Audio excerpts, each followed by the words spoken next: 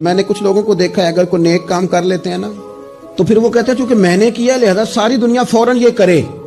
آپ یہ کیوں نہیں سمجھتے کہ رب نے آپ کو توفیق دی ہے تو آپ عاجز ہو جائیں اللہ کے بندے, آپ عاجزی اختیار کریں. وہ کہتے ہیں چونکہ میں کرتا ہوں لہذا میں اب اتنا بڑا آدمی ہوں تو فلانے فلانے فلانے فلانے بندے تو ٹھیک ہی نہیں. حضرت سعدی شیرازی کہتے ہیں کہ تہجد کا ٹائم تھا پرانے زمانے میں نا, لوگ مسافر اکثر رات مسجدوں میں آ کے گزارتے تھے تو کہتے ہیں مسجد میں لوگ سوئے ہوئے تھے سارے, تہجد کا ٹائم تھا, میں تہجد کی نماز پڑھ رہا تھا, میرے والد بھی ساتھ تھے, تو میں نے اپنے ابا جی سے کہا یہ دیکھو کتنے بد نصیب ہیں, نفلوں کا ٹائم ہے اور یہ سوئے ہوئے ہیں.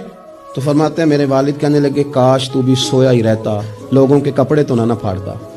او خدا کے بندے اگر تو نے پڑھی ہے تو تیرا اور رب کا رشتہ ہے, اس کی بنیاد پر تو دوسروں کو حقیر جاننے لگ گیا. علم پڑھے دا مان نہ کریے ماتا کی میں پڑھیا, او جبار کہار کہاوے متے روڑ دے میں دودھ کڑیا.